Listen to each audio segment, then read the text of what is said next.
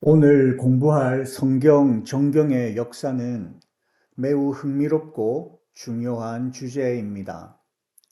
혹시 여러분 중에 성경은 언제부터 지금의 66권으로 확정되었을까라는 궁금증을 가져보신 분이 있으신가요? 우리가 갖고 있는 성경이 하루아침에 만들어진 것이 아니라는 사실을 아실 겁니다. 성경이 지금의 형태로 우리에게 전해지기까지는 수백 년에 걸친 복잡하고도 신중한 과정이 있었습니다. 성경이 형성되는 과정을 이해하기 위해서는 네 가지 핵심 단계를 알아야 합니다. 사용되고 수집되며 권위가 부여되고 정경화되는 과정입니다. 첫째, 사용 단계입니다. 초기 그리스도인들이 특정 문서들을 실제 신앙생활과 예배에서 사용하기 시작한 단계입니다. 둘째, 수집 단계입니다. 흩어져 있는 문서들을 한데 모으기 시작한 단계입니다. 세 번째 단계에서는 이 문서들이 신적 권위를 가진다고 인정받기 시작한 단계입니다. 마지막 단계는 최종적으로 공식적인 성경 목록이 확정된 단계입니다. 그런데 여기서 한 가지 중요한 문제가 있습니다. 초기 단계인 사용과 수집은 역사적 자료가 부족하여 실제로 구분하기 어렵다는 점입니다. 1세기와 2세기 초의 자료들을 보면 어떤 문서가 언제부터 사용되기 시작했고 언제 수집되기 시작했는지를 명확히 구분하기가 쉽지 않습니다. 초기 그리스도인들이 남긴 기록이 제한적이기 때문입니다. 따라서 학자들은 보통 세 시기를 구분하여 정경의 역사를 설명합니다. 첫째, 사용과 수집의 시기입니다. 이 시기는 사도들이 세상을 떠난 후부터 순교자 저스틴 시대까지로 봅니다. 교회에서 사도들의 글들을 읽고 모으기 시작한 시기였죠. 아직 공식적인 목록은 없었지만 자연스럽게 특정 문서들이 중요하게 여겨지기 시작한 시기입니다. 둘째, 정경이 형성되어 가는 시기입니다. 이레네우스부터 오리겐 초기까지입니다. 이때부터 교회가 어떤 책들이 권위 있는지를 보다 의식적으로 판단하기 시작했습니다. 왜냐하면 이단들의 도전에 맞서 정통 문서들을 구별해야 할 필요성이 증가되었기 때문입니다. 셋째, 정경이 확정되는 시기입니다. 오리겐 후기부터 교회 회의들까지입니다. 이때부터 공식적인 정경 목록들이 나타나기 시작했고 최종적으로 27권의 신약 정경이 확정되었습니다. 그럼 처음 시기인 사용과 수집의 시기에 대해 조금 더 구체적으로 살펴보겠습니다. 출발점에서 기억해야 할 두 가지 사실이 있습니다. 먼저 중요한 사실 두 가지를 기억해야 합니다. 첫째, 예수님 자신은 어떤 책도 직접 쓰지 않으셨다라는 것과 둘째, 예수님에 관한 이야기들은 처음에는 모두 구전으로 전해졌다라는 겁니다. 즉, 사람들은 직접 예수님을 보았거나 다른 사람에게 들은 이야기를 기억해 전했습니다. 이것은 훌륭한 신앙적 증언이었지만 곧바로 성경으로 여겨지지는 않았습니다. 바울의 서신도 마찬가지입니다. 그의 편지는 교회에서 읽히고 사용되었지만 곧바로 구약 성경과 동등한 성경으로 인식되지는 않았습니다.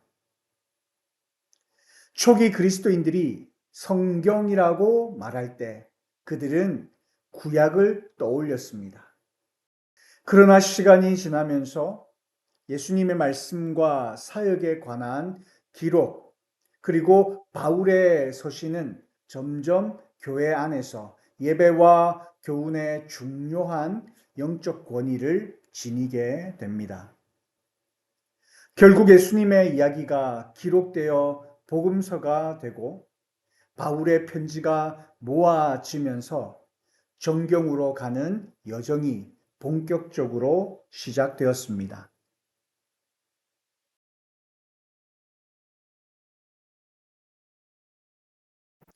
사도 교부들이란 말은 사도들과 동시대이거나 그 직후 세대에 속했던 기독교 지도자들을 가리킵니다.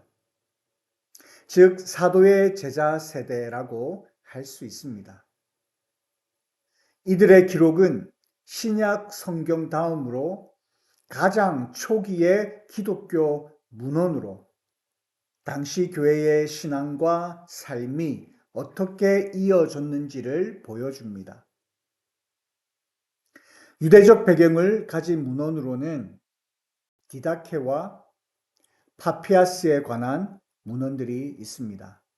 헬라적 배경을 가진 대표적인 문헌으로는 클레멘트와 이그나티우스, 폴리캅이 있습니다. 이들에게 있어 구약은 여전히 성경이었습니다. 그러나 신약 문서들은 중요한 영적 권위를 지녔지만 아직 성경이라는 동등한 범주로 인식되지는 않았습니다. 즉, 영적 유익이 있는 문헌으로는 분명히 인정되었지만 구약과 같은 차원의 하나님의 말씀으로 부르는 데에는 시간이 더 필요했습니다.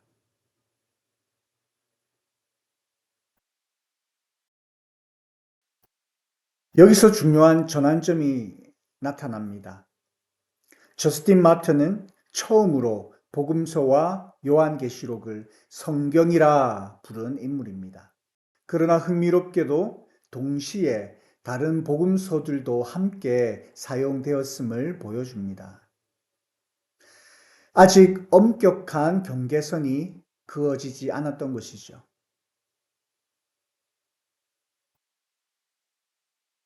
역설적이게도 정경 형성에 큰 영향을 미친 것은 이단들이었습니다. 마르키온 이 인물은 정경사에서 매우 중요합니다. 마르키온이 인정한 정경은 첫째, 복음서 중에서도 누가복음만 인정했습니다.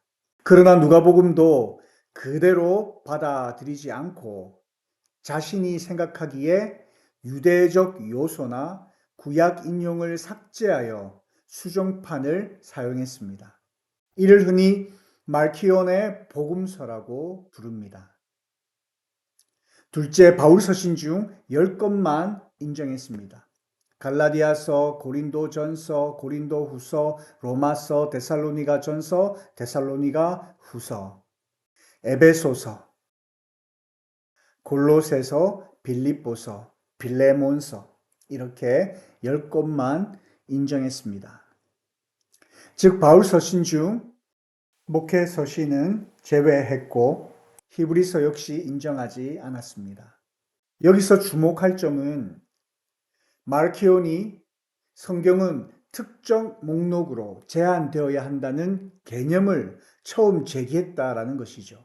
물론 그의 목록은 교회가 받아들일 수 없었지만 역설적으로 정통 교회가 자신들의 정경 목록을 진지하게 고민하게 만드는 계기가 되었습니다. 이 시기를 요약하자면 다음과 같습니다. 이때 주요 문서들이 수집되기 시작했고 일부 문서는 성경으로 불리기도 했지만 일관성은 없었습니다.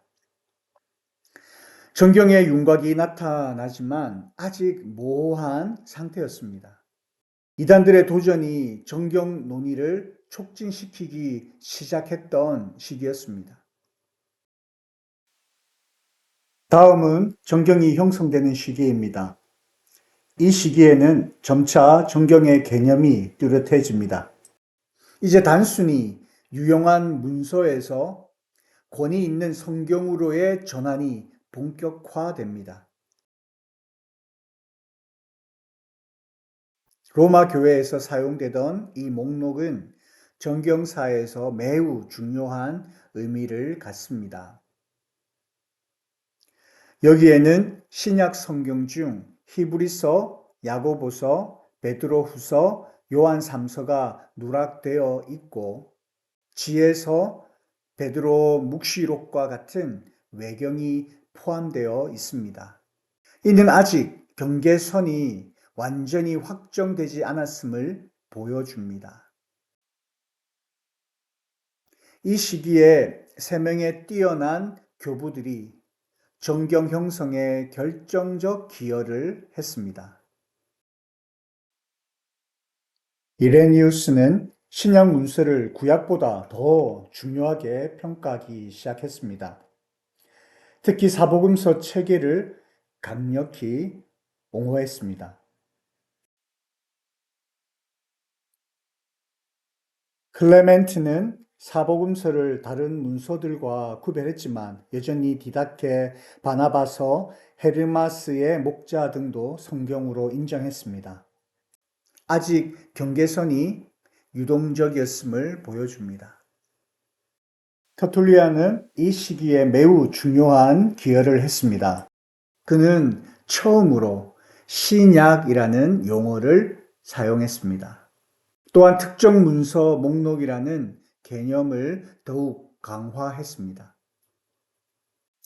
이 시기를 요약하면 다음과 같습니다. 첫째, 신약 정경의 개념이 확실히 등장했고, 둘째, 신약이라는 용어가 처음 사용되었으며, 셋째, 정경 목록은 아직 열려 있었고, 지역마다 차이가 존재했습니다. 마지막으로 정경과 비정경의 구별이 보다 의식적으로 이루어지기 시작했습니다. 이 시기에 들어서 정경 논의는 마침내 결정적 형태를 갖추게 됩니다.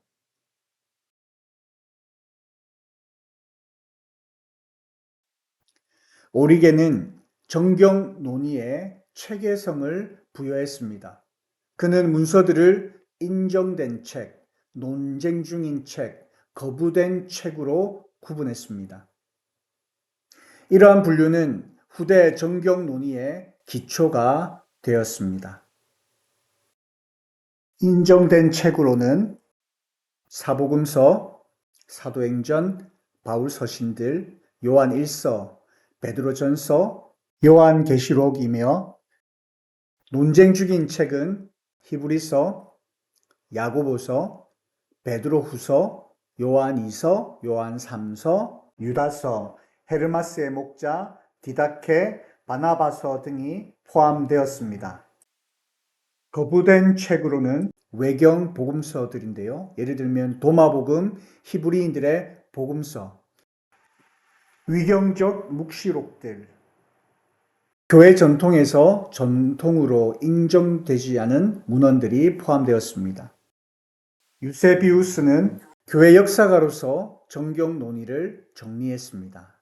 그는 요한계시록이 동방교회에서 여전히 논란이 되고 있음을 기록했습니다. 이것은 동방과 서방교회 간의 차이점을 잘 보여주는 사례입니다. 시릴은 요한계시록을 제외하고 나머지는 수용했습니다. 여전히 일부 문서에 대한 논란이 있었음을 보여줍니다. 정경사에서 결정적 순간이 찾아왔습니다. 아타나시우스는 367년 부활절 서신에서 오늘날과 동일한 27권을 정경으로 확정했습니다. 더욱 중요한 것은 그가 처음으로 캐논이라는 단어를 사용했다는 점입니다. 히포 공의회, 카르타고 공의회, 이 공의회들은 아타나시우스의 27권 목록을 따라 정경을 확정했습니다. 이로써 개인적 견해가 교회 전체의 공식적 결정으로 승격되었습니다. 정경이 확정되는 시기인 3세기에는 대부분의 문서가 정경으로 자리 잡았고 4세기에 들어 아타나시우스와 공의회를 통해 정경이 최종 확정되었습니다. 이후 27권 신약 정경은 변하지 않았습니다. 정경 형성을 늦추게 된 요인들이 있습니다. 첫 번째, 구약의 압도적인 권위 때문입니다. 초기 교회에서 성경이라고 하면 오직 구약을 의미했습니다. 예수님도 제자들에게 율법과 선지자와 시편으로 자신을 설명하셨습니다.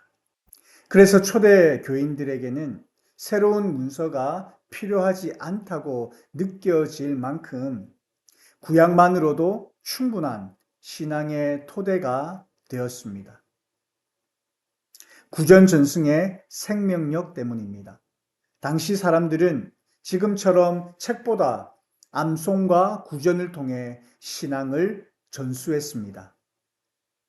예수님의 말씀과 사역은 제자들의 입을 통해 생생하게 전해졌고 초대교회 성도들은 이를 듣고 신앙을 이어갔습니다. 세 번째, 목격자의 존재 때문입니다. 1세기에는 여전히 예수님의 직계 제자들, 사도들의 제자들, 그 주변 인물들이 살아 있었습니다. 예수님을 직접 본 사람이 살아 있으니 굳이 책에 의존할 필요가 덜했던 것이지요. 마지막으로 초기 교인들은 예수님의 재림이 곧 임박하게 올 것이라고 믿었습니다.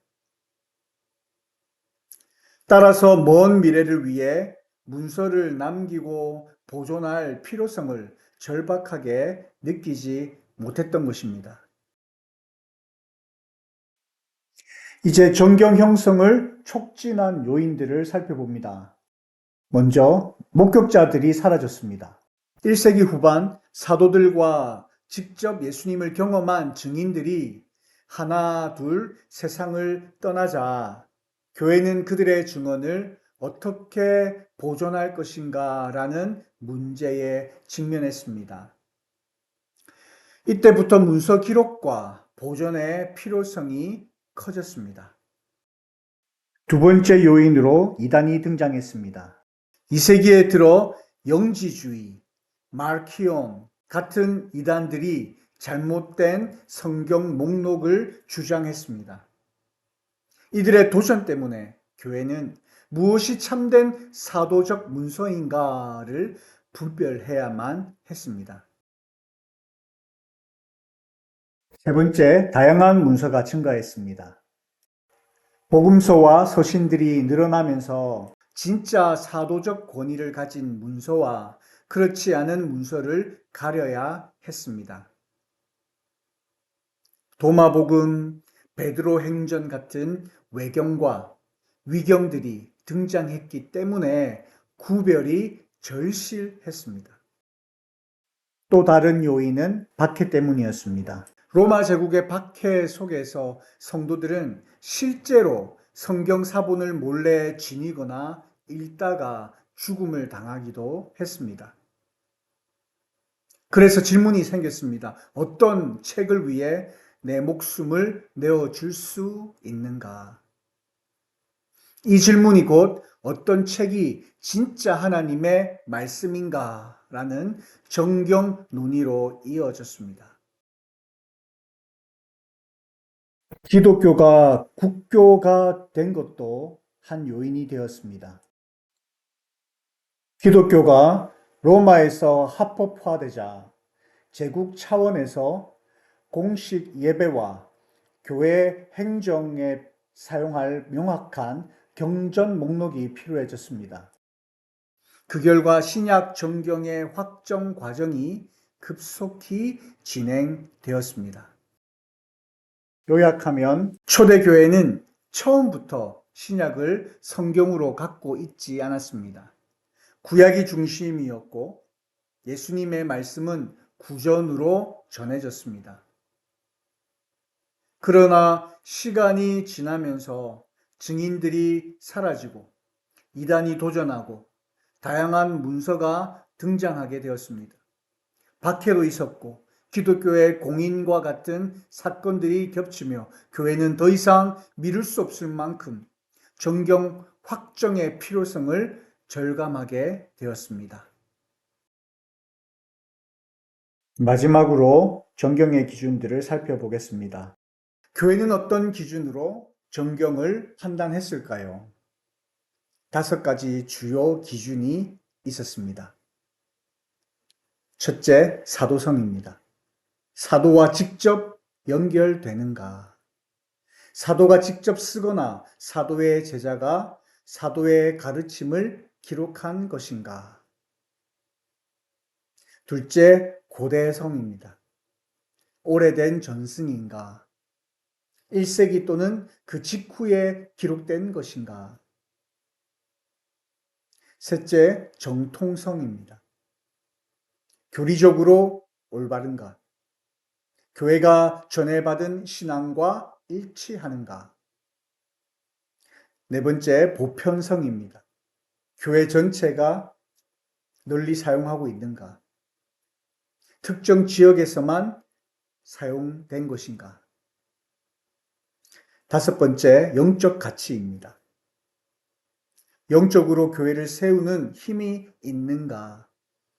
실제로 신앙생활에 도움이 되는가? 그렇다면 언제 어떤 책이 정경이 되었을까요? 사실 정확한 시점은 없습니다. 오히려 오랜 시간에 걸쳐 사용과 논의, 수집과 검증을 통해 점진적 과정으로 정경이 형성되었습니다. 어떤 문서가 정경이 되었다고 말할 수 있는 시점은 구약과 동등한 권위를 갖게 될 때, 공예배에서 성경으로 낭독될 때, 다른 권위 있는 책들과 함께 묶여 사용될 때, 그리고 교회 전체가 이를 인정할 때, 그 문서는 정경이 되었다고 말할 수 있습니다. 이 긴 여정을 통해 우리가 배울 수 있는 것이 무엇일까요? 첫째, 성경은 하나님의 섭리 가운데 신중하고 체계적인 과정을 거쳐 우리에게 전해졌습니다. 둘째, 초기 교회는 성경을 선택한 것이 아니라 이미 교회 안에서 권위를 인정받고 있던 문서들을 공식적으로 확인한 것입니다. 셋째, 정경 형성은 인간의 결정이 아닌 하나님의 영의 인도하심 아래 교회 전체가 인정한 과정이었습니다. 오늘날 우리가 손에 들고 있는 성경이 얼마나 소중하고 확실한 근거를 가진 것인지를 새삼 깨닫게 됩니다. 이 성경은 수세기에 걸친 교회의 기도와 고민, 그리고 하나님의 섭리가 만나서 이루어진 결과물인 것입니다. 긴 시간 수고 많으셨습니다.